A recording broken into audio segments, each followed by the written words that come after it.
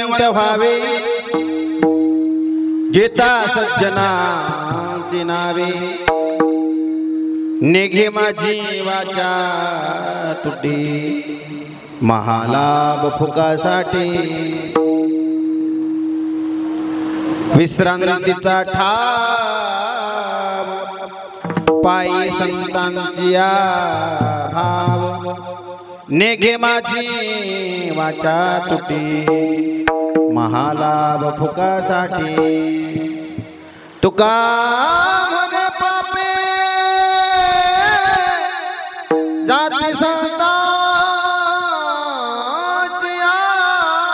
जपे नेघे माझी वाचा तुटी महालाभ फुकासाठी समचरण सरोजम सांद्र नीलांबोधाभम जगन निहित पाणी मंडन मंडनानां तरुण तुलसीमाला कंधर्व गंजनेत्रम सदैव लहासा विठ्ठलं चिंतयामि घ्यावी घ्यावी माझी सेवा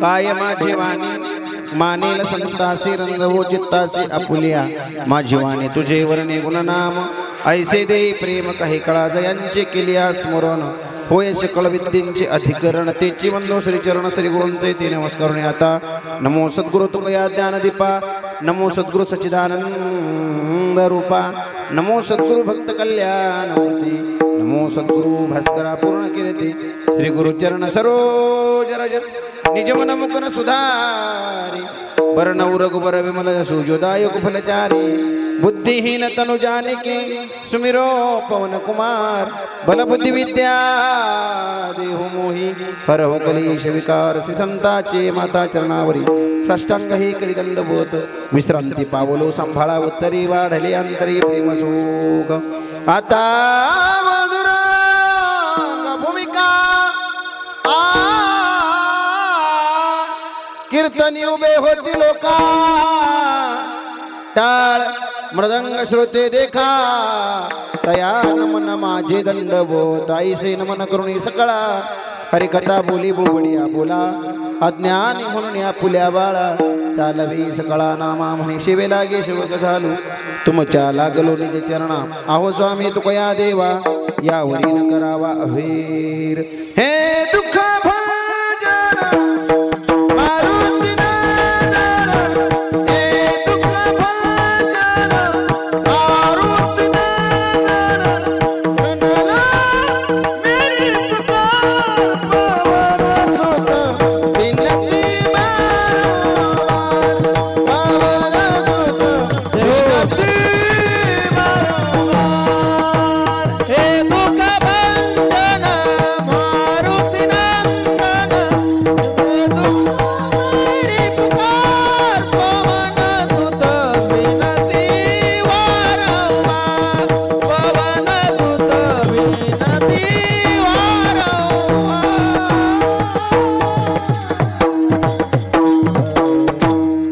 पुण्यवंत भावी गीता सज्जनाची नावे निघे मा जीवाच्या तुटी महालाभ फुकासाठी। वरच्या आवाजापेक्षा इथला जवळचा आवाज आपल्याकडे आला पाहिजे।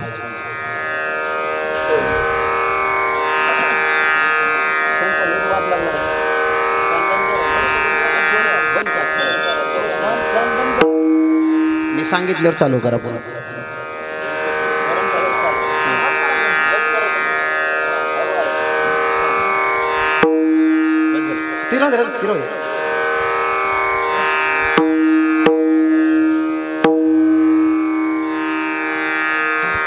प्रस्तुत प्राप्त प्रसंगी सेवेकरता निवडलेला अभंग। लक्ष द्या माझ्याकडे लक्ष द्या। आता आजी बोलू नका, तिघी जणीच हाऊस पण बोलायला लागला। आम्हाला सांगितलं असतं तर पाकिटाबरोबर आम्ही माणसं बी ऐकायला आणली असती बरं मंगळवेड्याला, हाय की रे मासाळ साहेब? तुम्ही सांगायला पाहिजे होतं आम्हाला, हाय की नाही? ऐका, आहेत तेवढी तरी ऐका म्हणजे मजा येते तेवढी। तर आम्हीच आनंद घेणार आहेत कीर्तनाचा म्हणा, आहे की नाही परमेश्वर? म्हणा कीर्तन मराठवाड्यात होऊ जाणं आमच्या।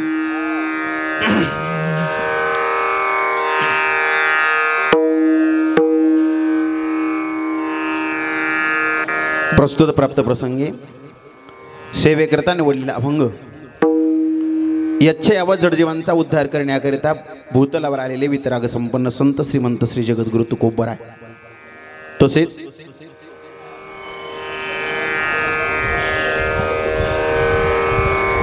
छत्रपती सिंहासनाधीश्वर श्रीमंत शिवाजी महाराज यांचे आध्यात्मिक तसे पारमार्थिक गुरु असणारे विश्ववंद्य विश्वभूषण महाराष्ट्र संत तुकोबराय यांचा उत्कृष्ट असा 4 चरणांचा आणि बहुतेकांच्या परिचयाचा अभंग आज आपण सेवेकरता निवडलेला आहे।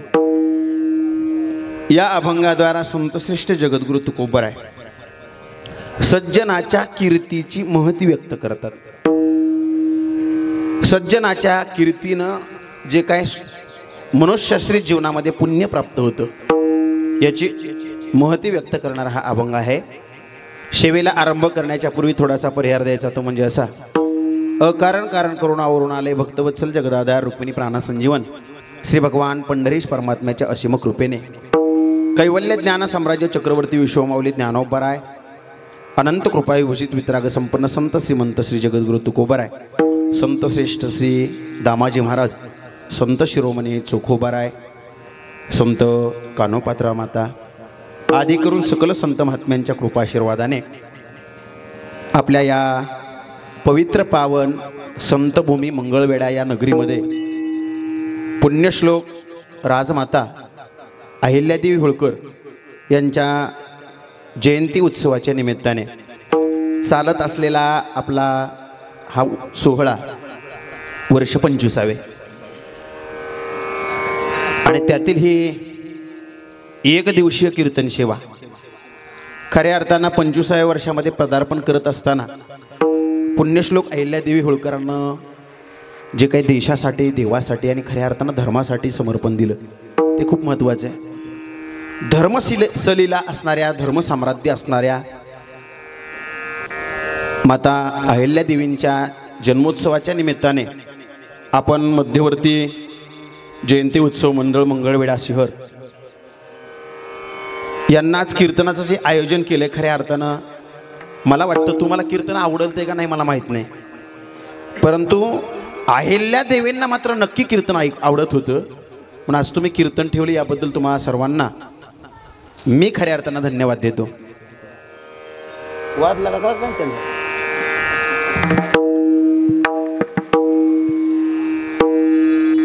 कीर्तन जर तुम्हाला आवडत असतं तर मंगळवेढा शहरातली निम्मी लोक या कीर्तनाला आली असते, परंतु तुम्हाला कीर्तन नसणार आवडत, तुम्हाला नसू दे आवडत, पण त्या पुण्यश्लोक अहिल्यादेवींना मात्र कीर्तन आवडत होतं म्हणून त्यांच्या चरणावरती ही सेवा समर्पित करायची आपल्याला।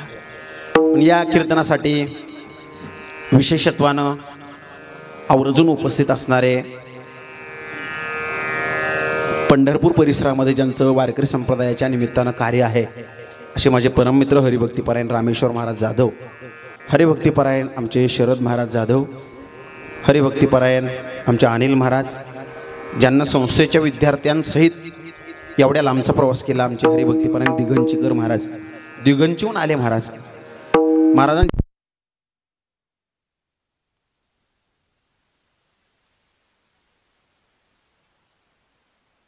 चरणावरती नतमस्तक होतो. खऱ्या अर्थानं या सोहळ्याच्या निमित्ताने मला आपल्या मध्यवर्ती मंडळाकडून निमंत्रण मिळालं, ज्यांच्यामुळे या कार्यक्रमाचा योग आला. सोपं नसतं. प्रतिकूल परिस्थितीमध्ये परमार्थ करायचा खूप अवघड असतो. अनुकूल परिस्थितीमध्ये परमार्थ कोणी करतात महाराज, पण प्रतिकूल परिस्थितीमध्ये परमार्थाचं बीज रोवणं सूर्यकांत भाऊ सोपं नसतं. तुम्ही ते काम करता त्याबद्दल खऱ्या अर्थानं तुम्हाला कोटी कोटी धन्यवाद देतो. तुमच्या माध्यमातून मला या कीर्तनाचं निमंत्रण मिळालं. प्रतिकूल परिस्थितीमध्ये परमार्थ हा कोटी कोटी धन्यवाद. आणि खरं सांगू तुम्हाला, त्यांच्या या इच्छेला दुजोरा देणारं आपलं मंडळ, खऱ्या अर्थानं तुम्ही मासाळ काका, तुम्ही अहिल्यादेवी होळकरांच्या विचाराची जयंती करायला घातली. आज 25व्या वर्षात तुम्ही कीर्तन ठेवलं म्हणजे अहिल्यादेवींना मान्य असणारे विचार आपण पेरत आहात. त्याबद्दल सर्व मंडळाच्या सदस्यांना शुभेच्छा देतो.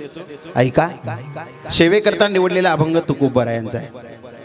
या अभंगामध्ये जगद्गुरु तुकोबाराय म्हणतात, पुण्यवंत व्हावे घेता सज्जनाची नावे.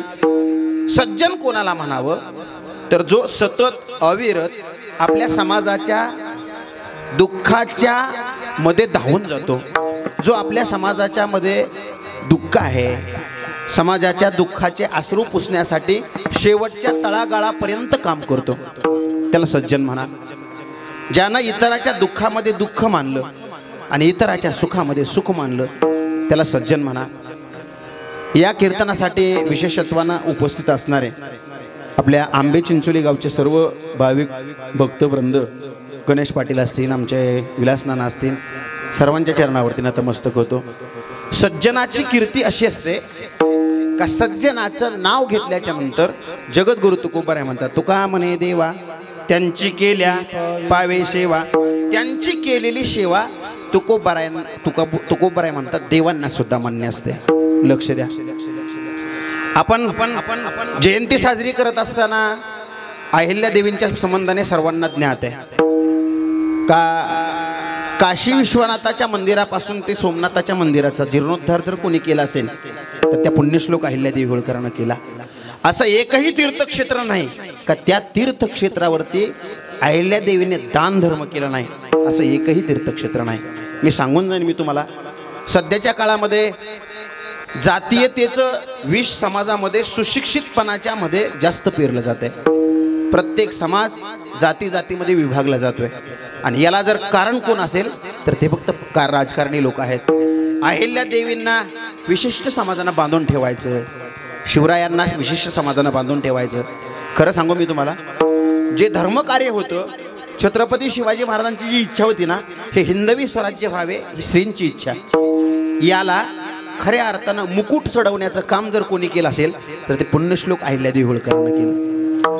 छत्रपती शिवरायांचं उर्वरित धर्मकार्य पूर्ण करण्याचं काम अहिल्यादेवींनी केलं.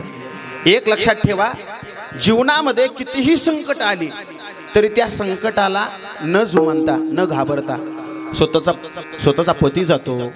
स्वतःच्या जीवनामध्ये पुन्हा सासऱ्याचं निधन नव्हतं मल्हारराव होळकरांचं. त्याच्यानंतर स्वतःच्या मुलाला चुकीबद्दल मृत्यूदंड देणारी माता जर कोण असेल तर जगाच्या पाठीवरची एकमेव माता आहे, ती म्हणजे पुण्य सलीला अहिल्यादेवी होळकर. खऱ्या अर्थानं एक लक्षात ठेवा, आपल्या स्वतःच्या पोटच्या लेकराला पाठीमागणं घालणारे चुकीबद्दल अनेक मायबाप असतील, पण स्वतःच्या लेकराला मृत्यूदंड देणारी माता म्हणजे अहिल्यादेवी आहे. एक लक्षात ठेवा, सत्य काय असतं, धर्मनिष्ठा काय असते, हे जर कुठं शिकायचं असेल तर ते पुण्यश्लोक अहिल्यादेवी होळकरांकडे शिकायचं असतं. एका स्त्रीनं रणझुंजार अशी रणनीती राबवावी आणि या भूतलावरती एक धर्मध्वज अखंड तेवत राहावा, याच्यासाठी काम करावं. त्यांचं नाव अहिल्यादेवी होळकर आहे आणि त्यांच्या जयंतीच्या निमित्ताने आपण कीर्तन सेवा साजरी करतोय. लक्ष द्या, तुम्हाला आवडणारं कीर्तन सांगतो. आपण दरवर्षी जयंती साजरी करायची, दरवर्षी कीर्तन करायची, दरवर्षी तेच विचार सांगायचे. का बरं असं असतं? ऐका, लक्ष द्या. करा करा चालू करा. दरवर्षी आपण संतांच्या पुण्यतिथी साजऱ्या करतो. का बरं राष्ट्रपुरुषांच्या जयंत्या साजऱ्या करायच्या? का बरं त्यांचे विचार सारखे सारखे सांगायचे? तर सोपं सांगून जातो मी तुम्हाला. मासाळ साहेब ऐका, ज्ञानोबा म्हणतात दरवर्षी तेच सांगायचं आणि दरवर्षी तेच ऐकायचं का? मला तुम्हाला हा मुद्दा क्लिअर करू द्या.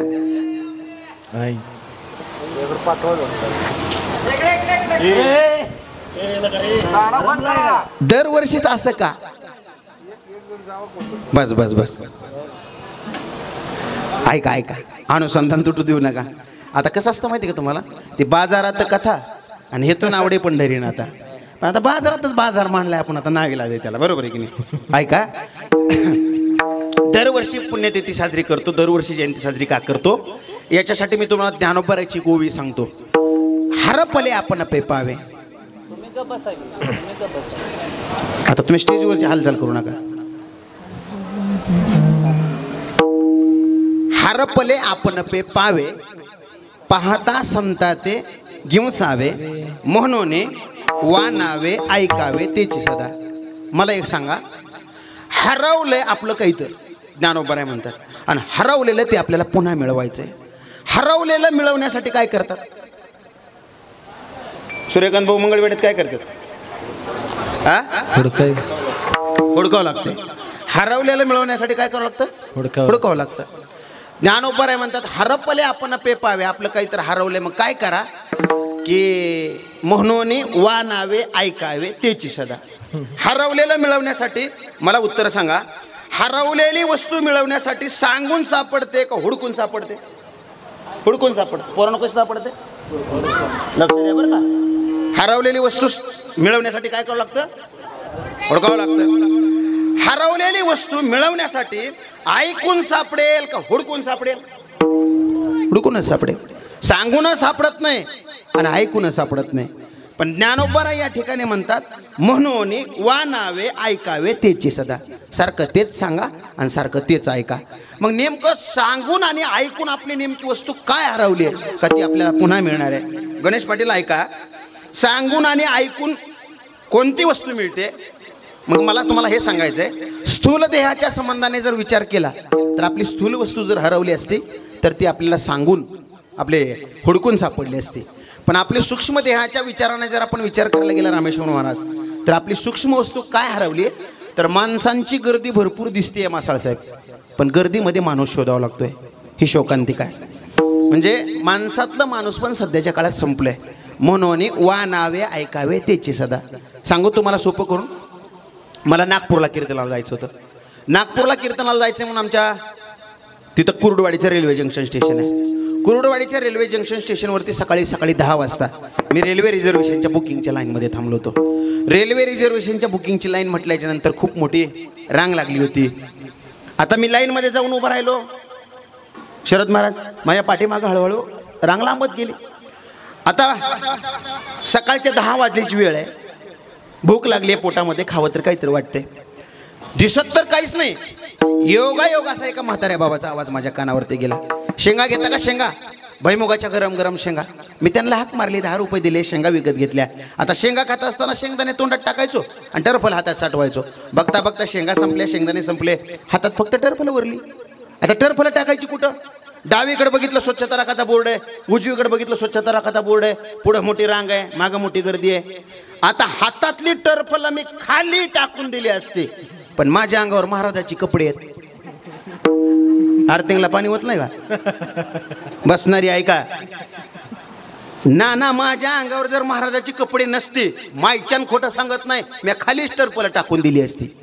हा, पण मी तुम्हाला सांगाय कशामुळे लागलोय, समाजातल्या कोणत्याही घटकांना रामेश्वर महाराज कसंही वागलेलं चालेल, पण महाराजांना कसंही वागलेलं चालेल का शरद महाराज?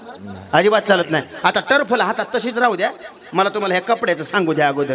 कसं आहे सूर्यकांत भाऊ, मी लोह्याला कीर्तनाला चाललो होतो नांदेड जिल्ह्यात. रामेश्वर महाराज लोह्याला कीर्तनाला जात असताना तिथं लातूरच्या पलीकडे एक आष्टा गाव आहे, आमच्या गावासारखं, त्याला चिवड्याचं आष्ट म्हणतात. तिथला प्रसिद्ध आहे चिवडा मासाळसाहेब खायला. माझ्या गाडीतले 2-3 जण पोरं काय म्हणले, महाराज आता 150-200 किलोमीटरचा प्रवास झालाय आपला, एक काम करू आपण, इथला चिवडा लय भारी, चिवडा आणि वडापाव खाऊ. काय हरकत नाही बाबा म्हणलं. पण आता आपण महाराज आहे त्यामुळे नग बाबा गर्दीत जायचं म्हणलं, आणा बाहेरच आपलं गाडीपाशी.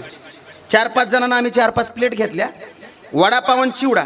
आता वडापाव मिनिस असा दातातच दाबून धरलाय.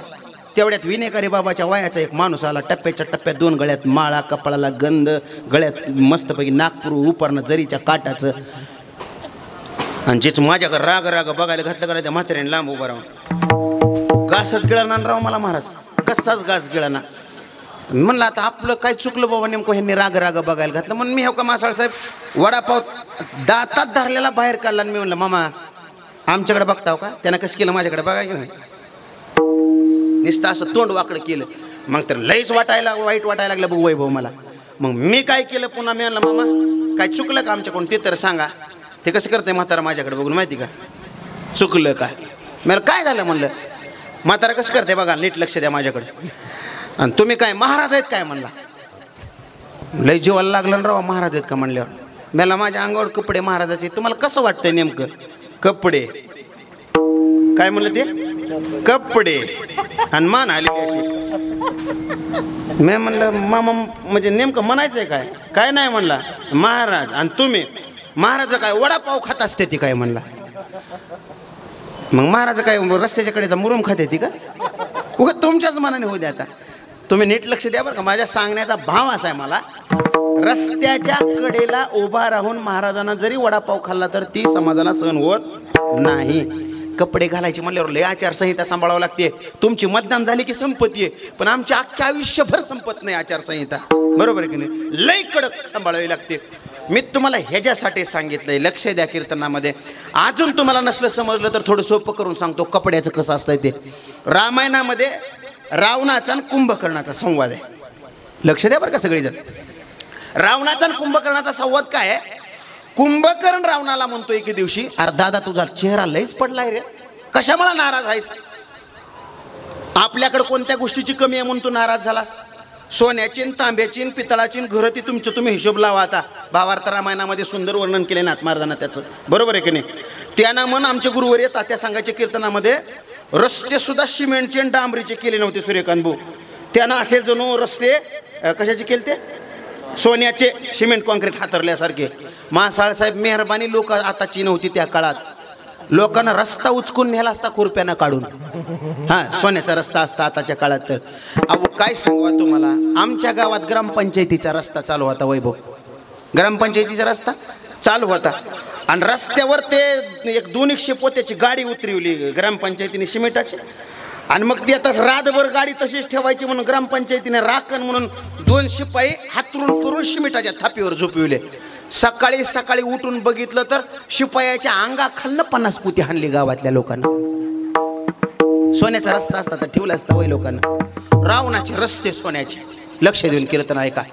आणि सगळे कुंभकर्ण म्हणला 9 ग्रह आपल्या इथं पायऱ्यात, 9 ग्रहाच्या 33 कोटी देव आपल्याकडे नोकरी चाकलेले आहेत, काय कमी आपल्याकडे म्हणून तू नाराज झालाय? ध्यान द्या बरं का. रावण म्हणतो अरे एक लक्षात ठेव मी नाराज काय. कुंभकर्ण म्हणला अरे तर नाराज व्हायची काय गरज आहे तुला?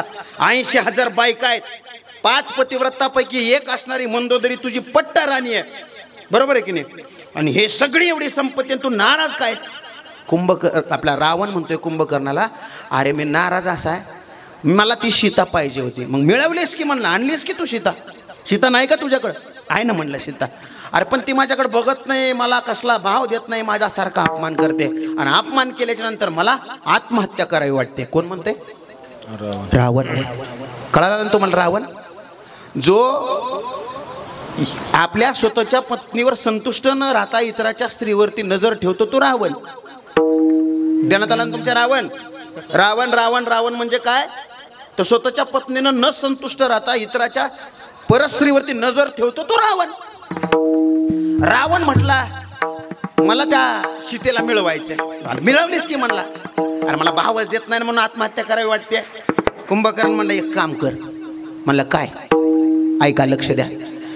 अरे म्हणला तू मला सांग, सीतेला मिळवायला गेला, आणायला गेला त्यावेळेला महाराज होऊन गेला होता का रावण होऊन गेला होता? काय होऊन गेला होता? महाराज. गणेश पाटील काय होऊन गेला होता? रावण होऊन गेला होता का महाराज होऊन गेला होता? महाराज. कोण होऊन गेला होता? अनिल महाराज. महाराज. महाराज होऊन गेला होता. रावण होऊन गेला असता तर सीता तुला मिळाली असती का?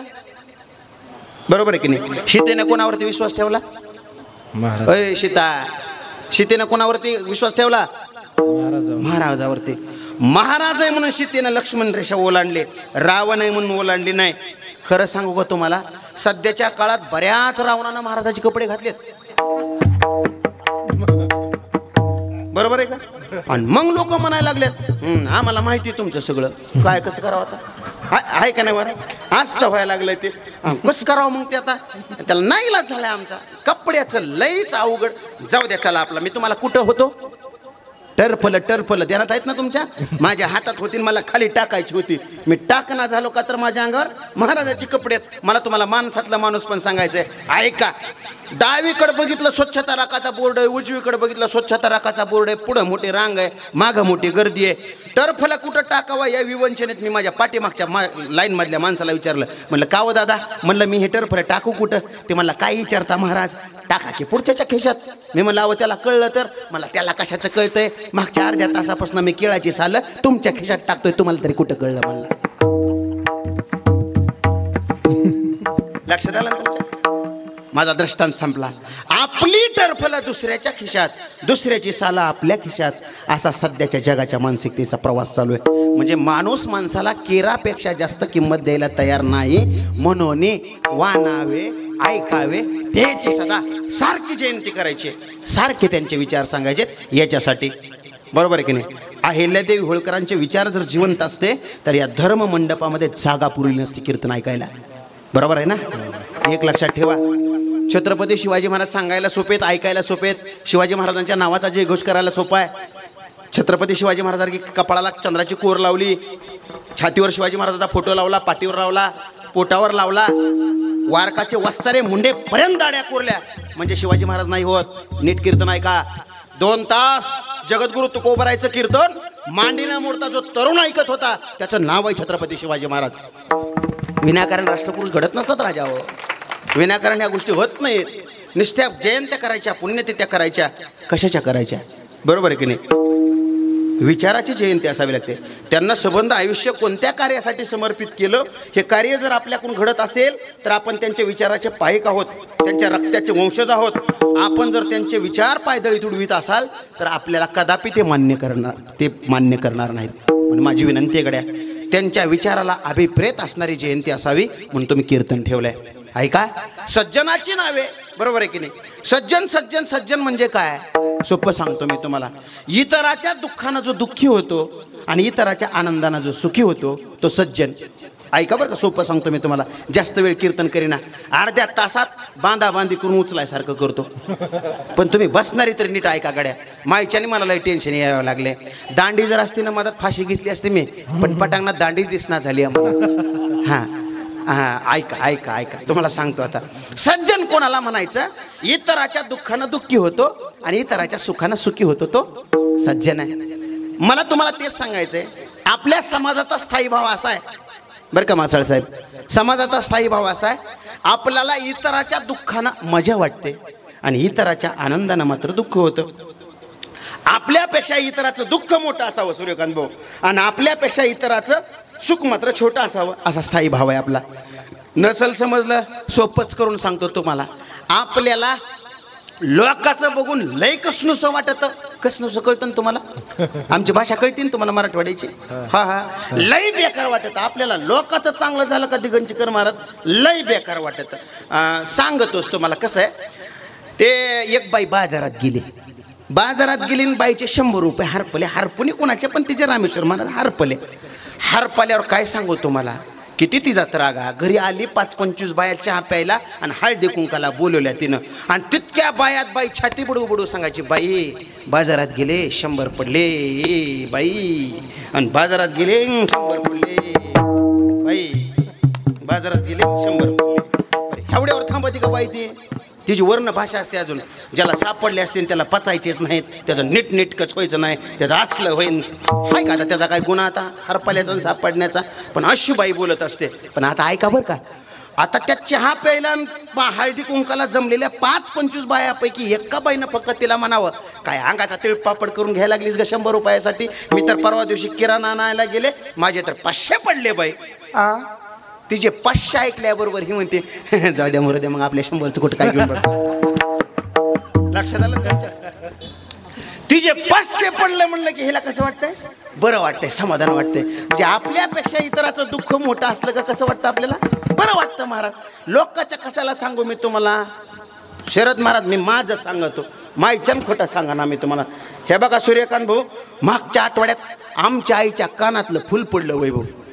कानातलं फुल तुम्हाला कळतंय ना? कानातलं फुल एक 3-3.5 ग्रॅमचं फुल असेल. रामेश्वर महाराज, मला लई वाईट वाटलं. आमची बी आई त्या बाईसारखी शेडेवणी करीत होती. बाई माझ्या कष्टाचं होतं, असलं झालं तसलं आज झालं आणि नाही त्याला पच, असं ती बी म्हणायला लागली आमची बाई. महाराजाची असली म्हणजे आई नाही का तिला? ती म्हणतच होती तशी. मला बी लई वाईट वाटलं शरद महाराज, पण मी गटा गिळीत होतो, मी कीर्तन कराय ना, मला काहीच म्हणाय ना रामेश्वर महाराज. मी नाराज झालो, दारात बसलो. मला 3-3.5 ग्रॅमचं फुल म्हणजे आता सध्याच्या काळात काय भाव चालू आहे? 7,200 का काय? 7,500च्या आली पलीकडे भाव आहे. म्हणजे 25,000 रुपये तर म्हणजे कर्णावळी सेती एका फुलाचे टोपी लागलीस म्हणलं असं माझ्या मनाला. म्हणजे माझ्या डोक्यात काय, आपली 2 कीर्तन तर आहे ना, म्हणजे डिझेल पाणी जाऊन गेलीच म्हणलं असं. मला वाईट वाटलं जरा थोडं. 5-25 हजाराला चंदन लागला म्हणून. आता मी बी नाराज झालो. एक वैभव दारात बसलो. आमच्या घराशेजारचं पोरग मला न बोलता कवाच जात नसायचं. ती त्यानं 2-3 बऱ्या मासाळ साहेब माझ्या पूर्ण ये जा चक्रा मारल्या, पण मला बोललंच नाही. मला दम निघाना म्हणून मी त्याला 2ऱ्यांदा-3ऱ्यांदा हे चक्कर मारल्यावर हाक मारली. मी म्हणलं, अरे अमर, 2-3 बरे झालं तू माझ्या पुन्हा ये करतोय, मला काय बोलच ना झालास. म्हणलं तू काय म्हणजे नाराज आहेस का काय? माझ्या जवळ आला, हसला ना असा नाजूक. म्हणतो, काय सांगावं महाराज, मला लयच राडा झाला. मला काय झालं? अहो म्हणला, मग 5 वाजता आमच्या बायकोच्या गळ्यातलं 2.5 तोळ्याचं तुटून पडलंय, सापडच ना झालंय. मला एवढं भारी वाटलं. जाऊ द्या मोर द्या म्हणलं. आपल्या आईचं कुठं 3 तोळ्याचं 3 ग्रॅमचं फुल पडलंय, त्याच्या बायकोचं 2.5 तोळ्याचं पडलंय म्हणल्यावर वैभव मला लय भारी वाटलं. म्हणजे आपल्यापेक्षा लोकांचं दुःख मोठं असलं का अनिल महाराज भारी वाटत आहे. म्हणजे हे तुम्हाला सांगितलं. म्हणजे तुम्हाला खोटं सांगच ना. लाईट गेल्यावर काय करता तुम्ही घरातली?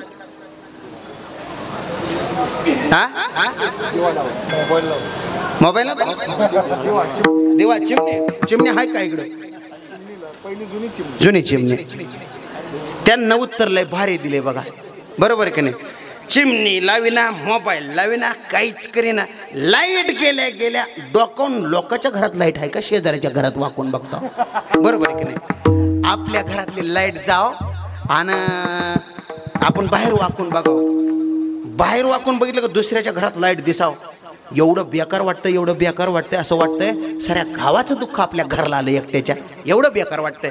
पण आपल्या घरातली लाईट गेली ना, आपण लोकांच्या घरात वाकून बघितल्या साऱ्या गावात अंधार गुडूक दिसाव, एवढं भारी वाटतंय मनाला. जाऊ द्या मोर द्या, साऱ्या गावाची गेली की आपल्याला भारी वाटतंय.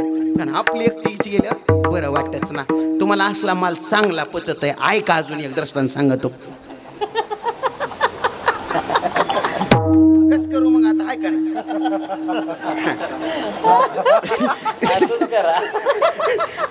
काय झालं मासाळ साहेब, एके दिवशी आमची बायको दारात रांगोळ काढत होती. सकाळी 6-6:30 वाजता.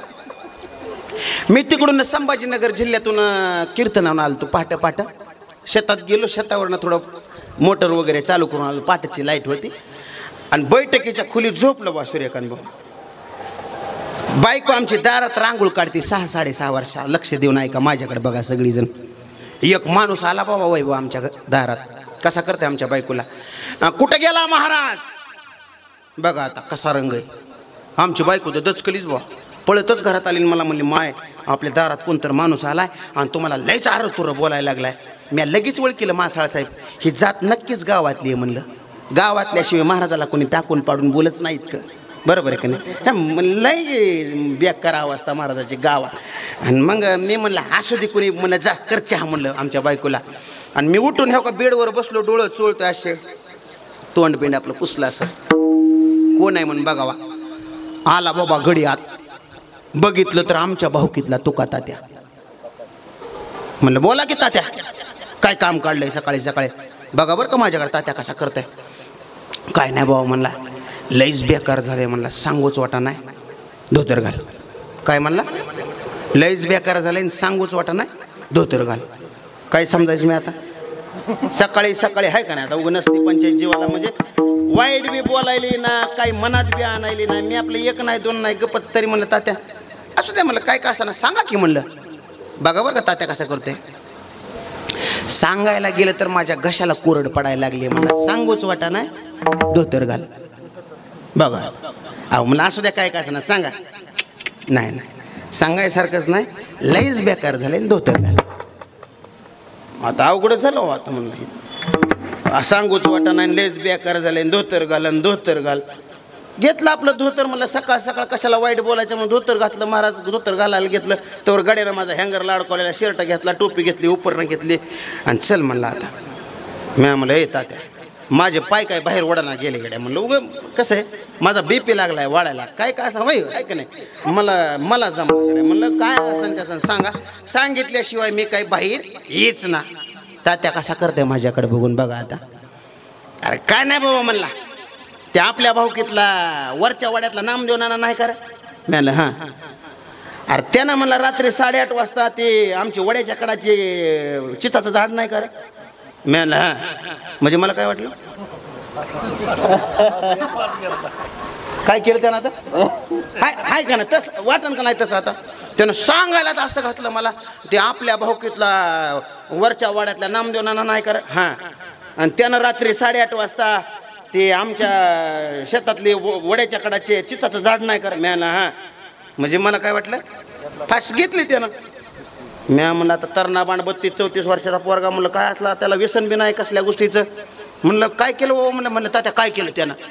अरे म्हणला त्यानं रात्री 8:30 वाजता ते आमच्या वड्याच्या कडाचं चिचाचं झाड नाही का. म्हणलं हां. आणि तिथून खाली त्याचाच वावर आहे की म्हणला. म्हणलं मग? म्हणला त्यानं त्याच्या वावरात रात्री 8:30 वाजता बोर घेतलाय. म्हणला काय केलाय? म्हणला बघा आता कशी कथा आहे ती. आणि म्यानं मग बोर घेतला. मग काय झालं? काय म्हणजे म्हणला विचारतो. अरे भलतच पाणी लागलंय ना म्हणला त्याच्या बोरला, लईच पाणी लागलंय म्हणला, 5-6 इंच पाणी लागलंय. म्यानं मग आणि त्याचं पाणी बघितल्यापासून मला कसाच दम निघा नाही ना म्हणला. हां मला उभं वारं सुटलंय म्हणला, लईच बेकार वाटायला लागले म्हणला मला.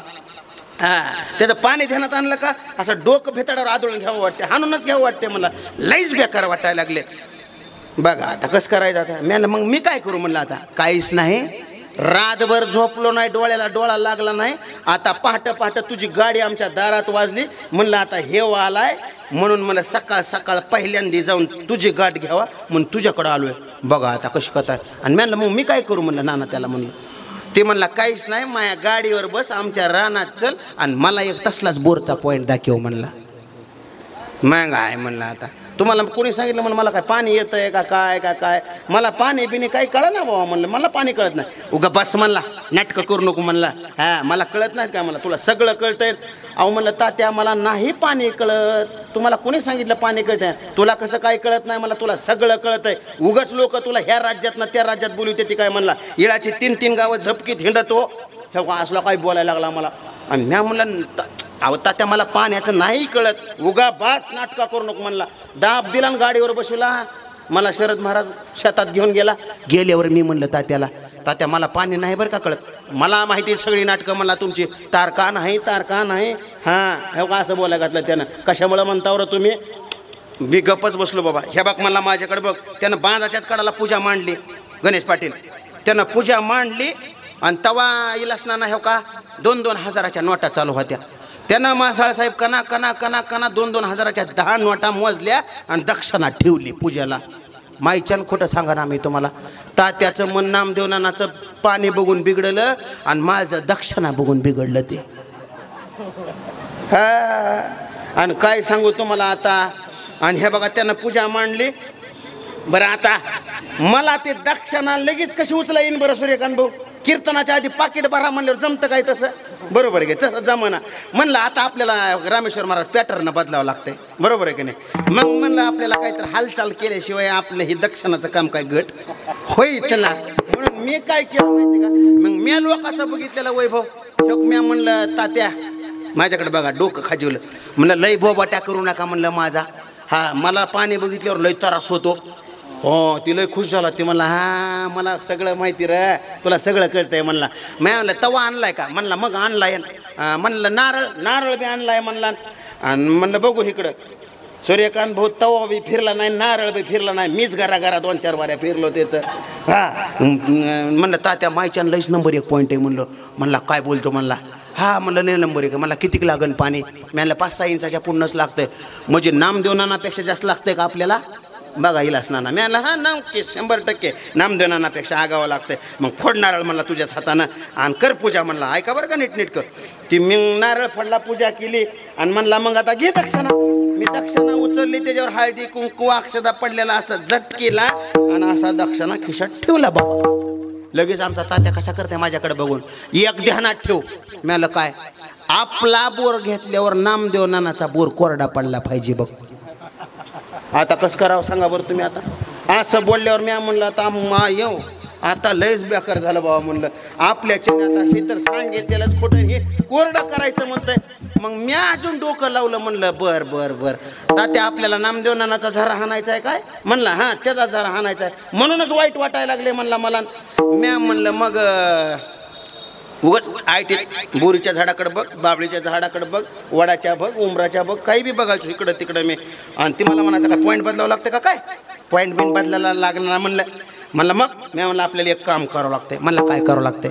मी म्हणलं बोर आपल्याला 2500 फूट खोल घालावं लागतंय. ऐकला का तुम्ही? बोर किती घालावं लागतंय म्हणलं त्याला. मी तात्या तर आमचा दचकलाच 2500 फूट म्हणल्यावर म्हणजे माझा नाद काय होता, त्यानं नाद सोडून द्यावा. बरोबर आहे की नाही? हे काय 2500 फूट घ्यायचं नाही आणि आपल्याला नामदेव नानाचा कोरडा करायचा का संबंध यायचा नाही. पण गडी काय नाद सोडायला तयारच नाही मासाळ साहेब. माणसाला 2-3 नाद लय बेकार असतात. एक असतो नावकीचा, दुसरा असतो गावकीचा आणि तिसरा असतो भावकीचा. माणूस 2 एकर इकणार पण नादच पुरा करणार. ह्यानं म्हणला किती म्हणला बोर घ्यावं लागतंय त्याचा कोरडा करायला. मी म्हणला 2500 फूट खोल घालावं लागतंय. लका म्हणला तो तर लयच महागात घातलं की रे म्हणला.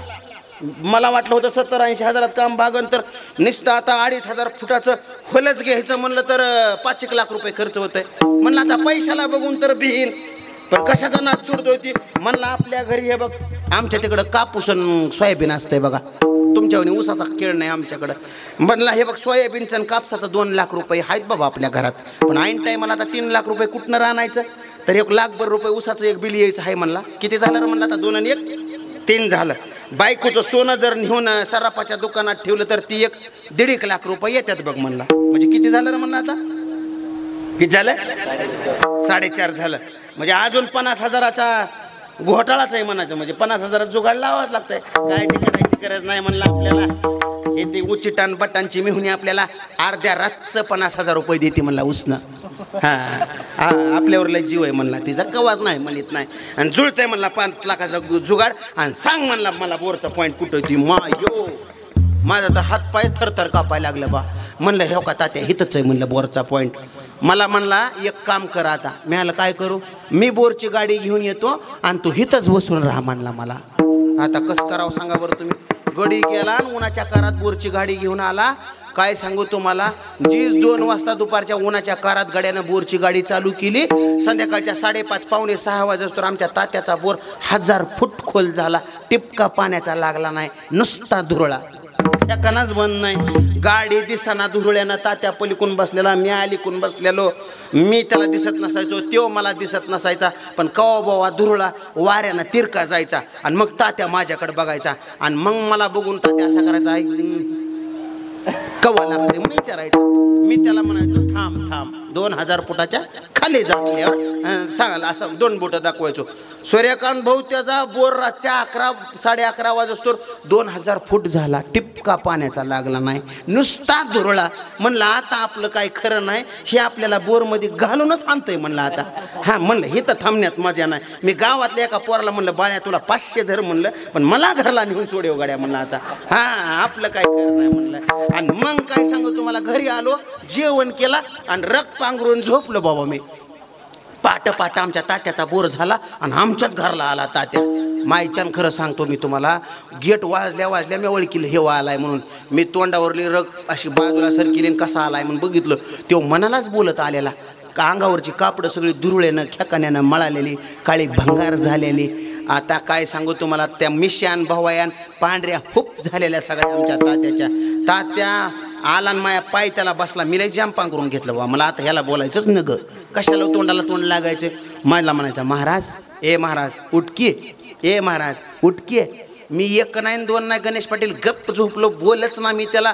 तात्याला असा राग आला, मला म्हणला ए दुश्मना, अरे अशी कशी झोप लागली आहे म्हणला तुला, माझं वाटोळं करून झोपलास वैर म्हणला, तुझं लय वाटोळं होईन, तुझा सत्यानाश होईन, तुझं असलं होईन, तुझं तसलं होईन, लय शिवाय द्यायला लागला मला. महासाळ साहेब मला बी राग आला. मी बी मग अशी रग बाजूला सर केली. मी म्हणलं ए तात्या, माझा जवा वाटोळं व्हायचं तेव्हा होऊ दे बरं म्हणलं, पण ह्या पट्याच्या हातानं रात्रीच तुझा सत्यानाश झालाय, चल घे म्हणलं मरू दे. नामदेवनाचा बोर कोरडा करायचा, हलकट जातीचा सांगा बरं तुम्ही. आता लोकांचा बोर कोरडा करायचा म्हणजे आपल्या बोरला पाणी लागतं का? लागच ना. आणि ह्याला सज्जन म्हणायचं का? बरोबर आहे की नाही? सज्जनाला लोकाच्या दुःखानं दुःख झालं, बरोबर आहे की नाही? तशी ही सज्जन माणसं आहेत. जगद्गुरु तुकोबाराय म्हणतात की पुण्यवंत व्हावे, व्हावे की ता सज्जनाचे नावे. ऐका, सज्जन कोणाला म्हणायचं म्हणतात? एक दृष्टांत सांगतो गड्या आता तुम्हाला. तुम्हाला लय जडजड वाटायला लागले. अंधार पडला की 5-7चं खळं उठून जातंय, लाईट गेली की 5-7चा डालगा पडतंय, बरोबर आहे की नाही?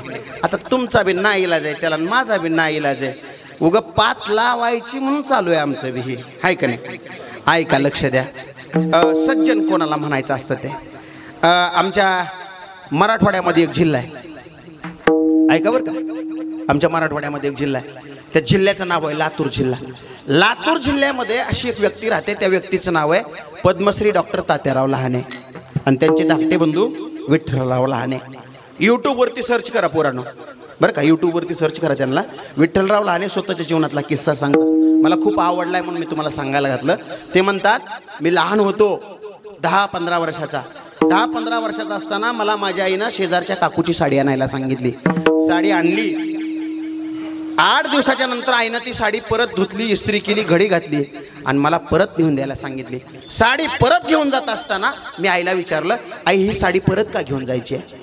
आईने मला सांगितलं, लक्ष द्या कीर्तनामध्ये, आईने मला सांगितलं, अरे राजा, मला बाहेरगावी पाहुण्यांकडे जायचं होतं, 4 लोकांमध्ये घालून जावी अशी एकही साडी माझ्याकडे घरात शिल्लक नसल्यामुळे आपण शेजारच्या काकूची मागून आणली, त्यांना परत नेऊन दे. हे आईचे शब्द ऐकल्याबरोबर डोळ्यातून गळकन पाणी आलं, टचकन पाणी आलं. केवढं हे दारिद्र्य, केवढं दुर्दैव. आपल्या आईकडे 4 लोकात घालून जावी अशी एकही साडी घरात नसावी, याच्या एवढं मोठं दुर्दैव काहीच नसतं. त्याच दिवशी मी ठरवलं, एवढा पैसा कमवायचा आणि एवढं श्रीमंत व्हायचं का माझ्या आईला रोज एक नवी साडी घालायला भेटली पाहिजे, इतका पैसा कमवायचा.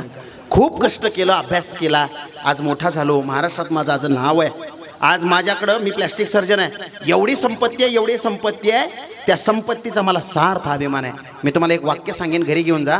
आपण गरिबीमध्ये जन्माला आलो वैभव, आपली चूक नाही, पण आपण जर गरिबीमध्ये मरत असो तर ती आपली चूक असेल. म्हणून माझी विनंती आहे तुम्हाला, जोडून या धन उत्तम व्यवहारे, उदास विचारे वेच करे. जसा अहिल्यादेवी होळकरांना वेच केला धनाचा, तसा उदास विचारांना वेच करायचा. देवासाठी, देशासाठी, धर्मासाठी संपत्ती खर्च करायची. ऐका, मला सार्थ अभिमान आहे त्या संपत्तीचा. माझी आई आता एक नाही, रोज नव्या 4 साड्या घालू शकते, इतकी मी संपत्ती कमवली आहे. पण मला एके दिवशी रस्त्यानं फिरत असताना एक मुलगी दिसली. त्या मुलीचे 2 ओठ तुटले होते. ओठ तुटल्यामुळे त्या मुलीबरोबर ऐन तारुण्यामध्ये कोण लग्न करायला तयार नव्हतं. ऐन तारुण्यामध्ये आलेल्या मुलीबरोबर जर कोण लग्न करायला तयार नसेल, याचं दुःख काय असतं त्या मुलीच्या आईवडिलाला आणि मुलीच्या भावाला विचारायचं असतं. म्हणून मी त्या मुलीच्या वडिलाची भेट घेतली आणि मुलीच्या वडिलाला म्हटलं, काका तुम्ही या मुलीला हॉस्पिटलला घेऊन या, आपण हिच्यावरती प्लॅस्टिक सर्जरी करू, मुलगी सुंदर दिसेल. मुलीच्या वडिलांना उत्तर दिलं, अहो साहेब, हे प्लॅस्टिक सर्जरी असल्या महागड्या शस्त्रक्रिया हे का आमची गोरगरीब शेतकरी लोकांची, शेतमजुरी करणाऱ्या लोकांची कामं नसतात. हे आमिर उमरावांची, जहागीरदारांची, उद्योगपतींची, नटनट्यांची, पुढाऱ्यांची कामं असतात. आमची अख्खी संपत्ती विकली तरी आमच्याच्यानं ही शस्त्रक्रिया काही शक्य नाही, माझ्याच्यानं हे नाही घडणार. मी त्या मुलीच्या वडिलांना एक विश्वास दिला, तुम्ही फक्त हॉस्पिटलला घेऊन या, 1ही रुपया खर्च लागणार नाही. या विश्वासावरती ते हॉस्पिटलला घेऊन आले. दुसऱ्या दिवशी हॉस्पिटलला घेऊन आले. मी माझ्या जीवनातला 1 तास खर्च केला आणि मुलीवरती शस्त्रक्रिया केली. शस्त्रक्रियेच्या नंतर ती कुरूप दिसणारी मुलगी एवढी सुंदर दिसायला लागली, एवढी सुंदर दिसायला लागली का 6 महिन्याच्या नंतर त्या मुलीचं लग्न जमलं आणि लग्न झालं. लग्न झाल्याच्या नंतर त्या मुलीच्या आईवडिलाच्या अंतःकरणाला केवढा मोठा आनंद झाला असेल. त्या मुलीच्या वडिलांना त्या आनंदाच्या भरामध्ये एके दिवशी मला हॉस्पिटलला भेटायला यायचं ठरवलं. हॉस्पिटलला मला भेटायला येत असताना एका हातात पेढे आणि एका हातात अख्ख्या आयुष्यभर कमवलेली संपत्ती घेऊन दारात उभे होते. त्या मुलीच्या वडिलाच्या हातातल्या पेढ्यापुढं मला त्यांना अख्ख्या आयुष्यभर कमवलेली संपत्ती खोजी वाटायला लागली आणि मी त्याच दिवशी ठरवलं असे किमान 4 पेढे खायचे आणि मग व्यवसायाला सुरुवात करायची. याला समाज जीवन म्हणतात. मी 4 पेढे खातो म्हणजे मी काय करतो, अशा गरजूंच्या दीनदलितांच्या 4 शस्त्रक्रिया मोफत करतो आणि मग मी माझ्या व्यवसायाला सुरुवात करतो. याला सामाजिक जीवन म्हणतात. पुण्यवंत व्हावे घेता सज्जनाची नावे, याला सज्जन म्हणतात मायबाप.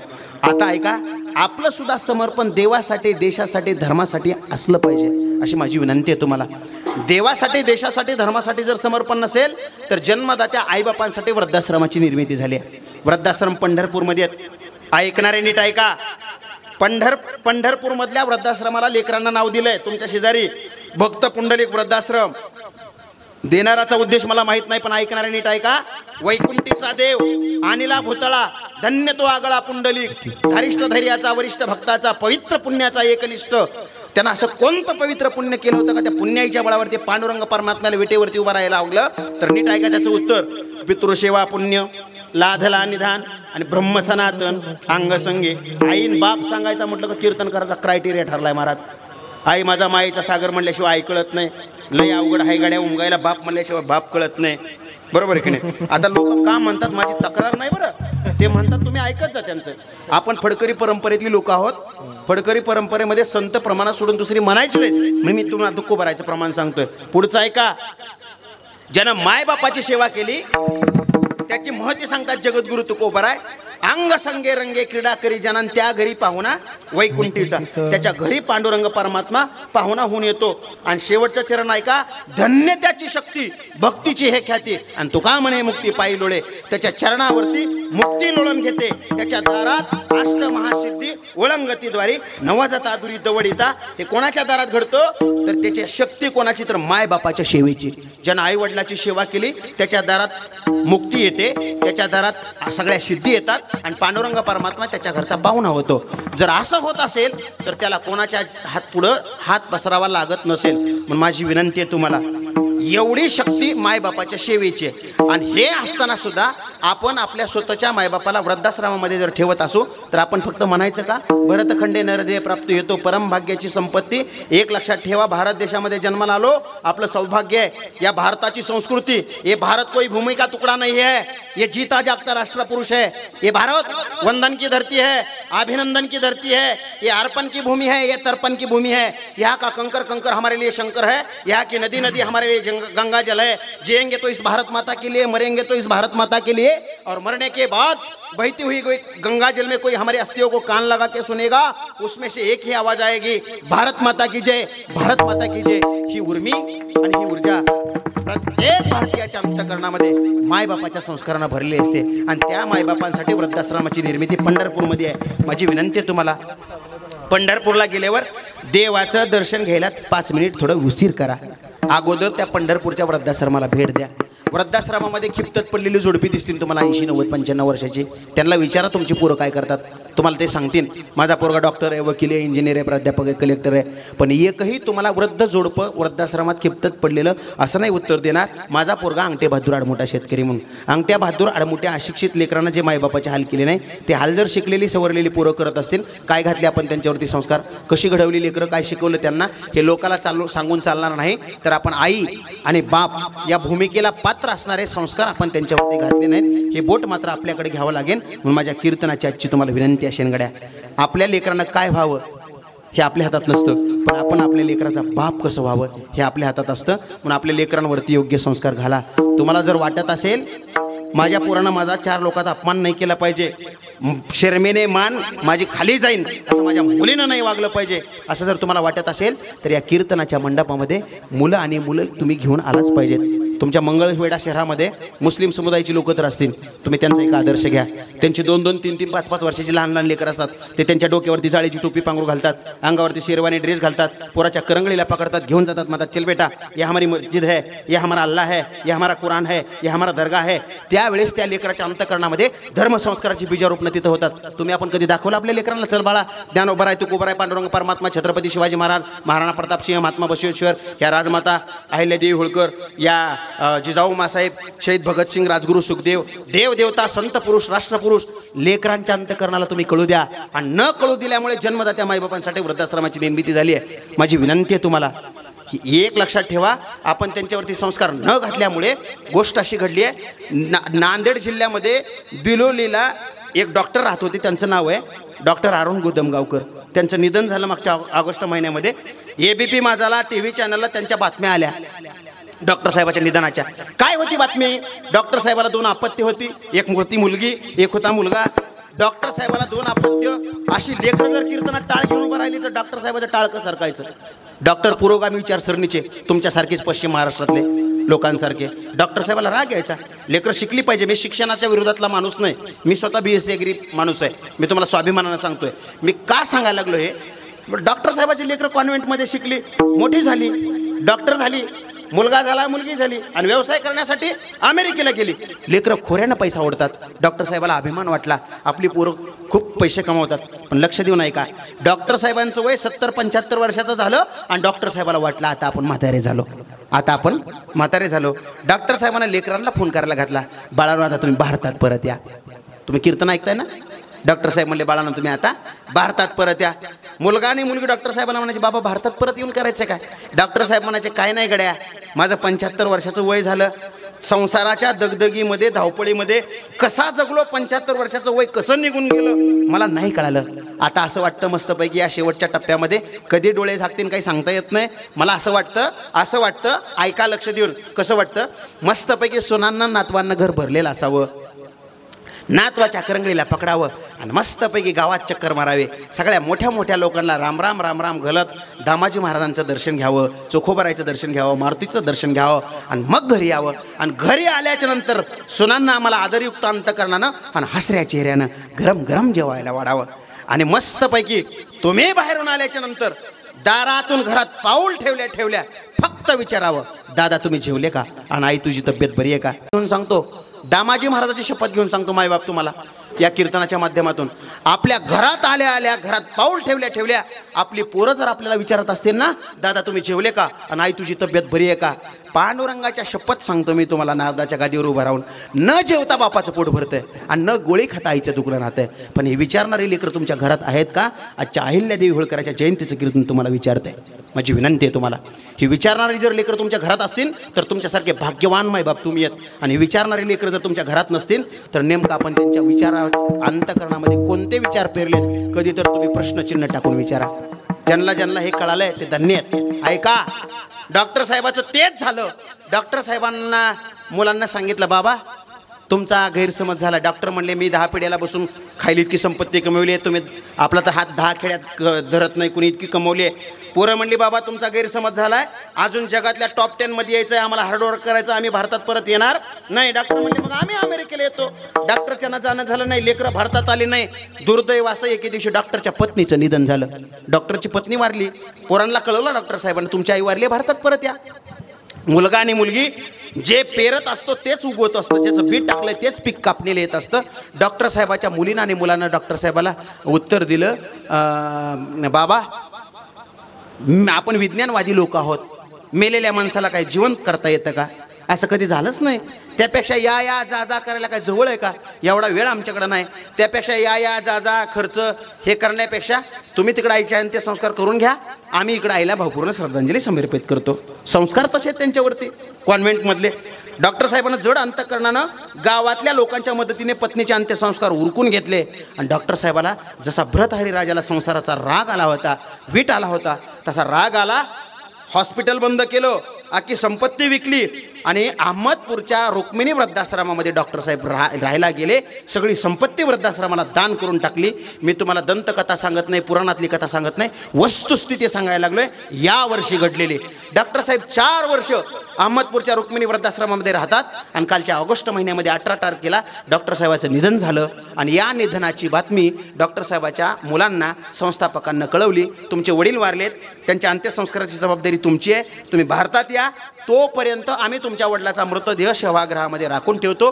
डॉक्टर साहेबाच्या मुलांना आणि मुलीनं तेच उत्तर देऊन टाकलं जे पहिलं दिलं होतं, आम्हाला यायला वेळ नाही, आम्ही काही येऊन वडिलाला जिवंत करू शकत नाही, या जा करायला आम्हाला परवडत नाही, त्यापेक्षा आमच्या वडिलाचे अंत्यसंस्कार तुम्हीच संस्थेमार्फत करून टाका, आमची कसल्याही प्रकारची तक्रार नाही, जो काही तुमच्या संस्थेचा खर्च असेल, जो काही तुमच्या संस्थेचा चार्ज असेल तो तुमच्या अकाउंटवरती पाठवून दिला जाईल. माझा दृष्टांत संपलाय. एक लक्षात ठेवा, स्वतःच्या बापाच्या अंत्यसंस्काराचे पैसे मुलांना दिलं म्हणजे त्याचं दायित्व संपतं का? कधी तर विचार करून बघा. जयंती पुण्यतिथी याच्यासाठी साजरी करायची असते, माणसात माणूस पण शिल्लक आहे का? याच्यासाठी जयंती पुण्यतिथी असते. एक लक्षात ठेवा, ज्यांना ज्यांना या प्रबोधनानं जाग आली आहे ते धन्य झालेत, आणि ज्यांना ज्यांना या प्रबोधनानं जाग आली नाही त्यांना संत महात्म्यांना वेगवेगळी रूपक करून सावध केली आहे. रात्रंदिवस घोकेतो तुम्ही सावध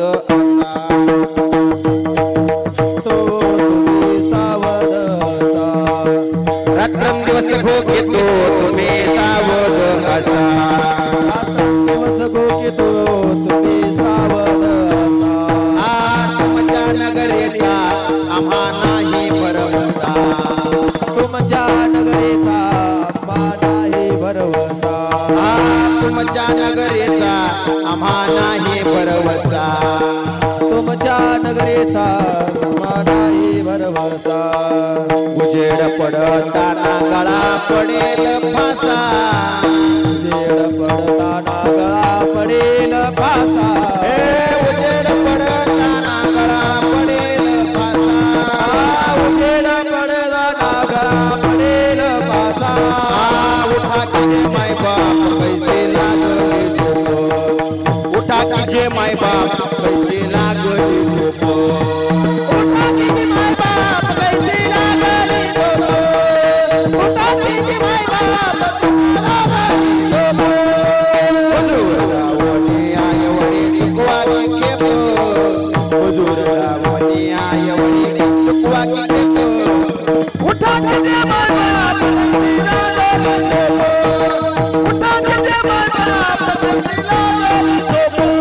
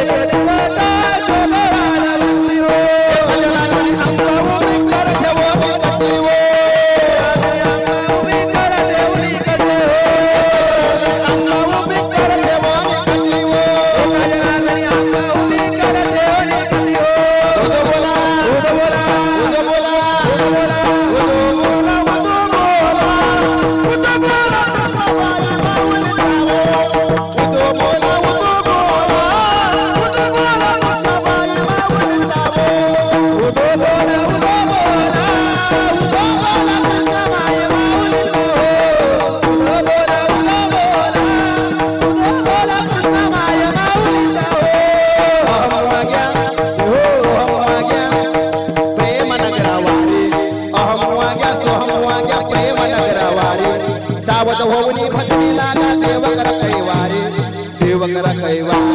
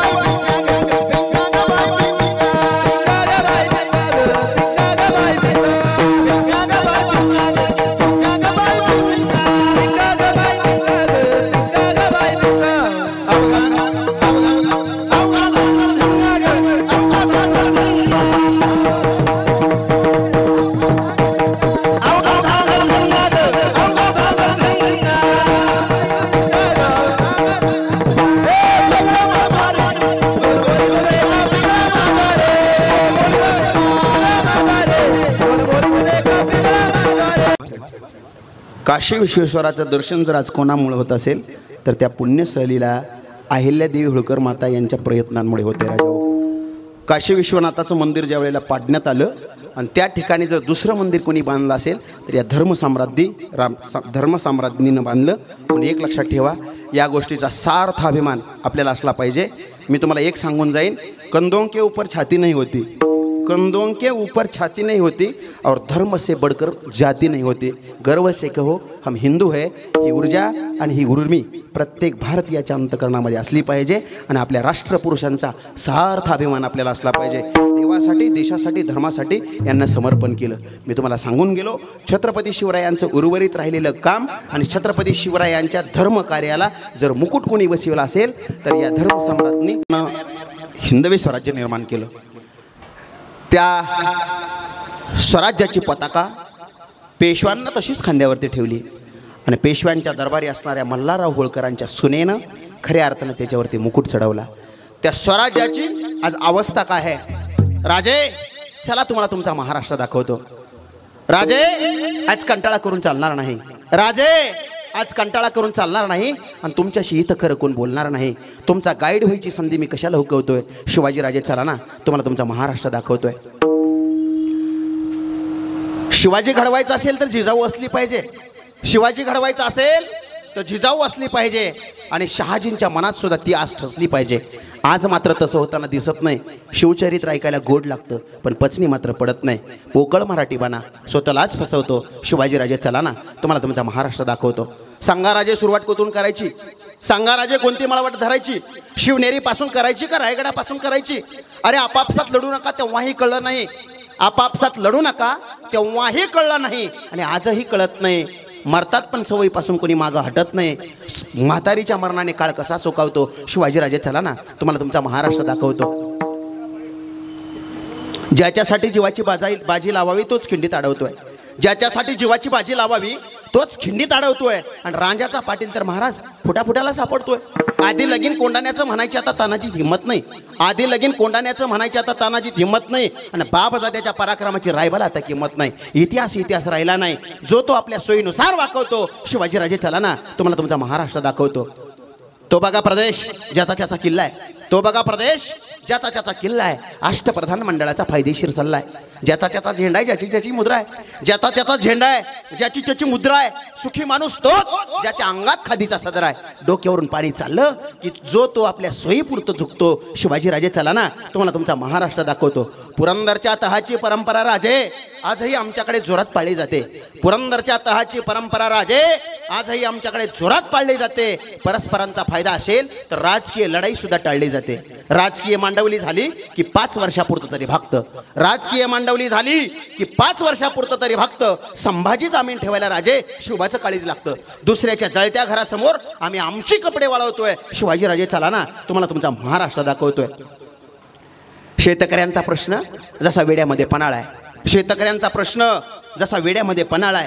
12 महिने 13 त्रिकाल त्याच्या घरामध्ये उन्हाळा आहे. राजे चुकूनही बघू नका शेतकऱ्यांची अवस्था कशी आहे. राजे चुकूनही बघू नका शेतकऱ्यांची अवस्था कशी आहे. विषासाठी पैसे नसतील तर घराच्या जाड्याला फाशी आहे. वरून सरकार विचारतंय शेतकरी हप्ते का थकवतोय. शिवाजीराजे चला ना तुम्हाला तुमचा महाराष्ट्र दाखवतोय. राजे आता आम्हाला मावळे म्हणू नका. राजे आता आम्हाला मावळे म्हणू नका कारण इथं सगळेच बावळे आहेत. तुम्हाला केलंय देव आणि तुमची इथं देवळ आहेत.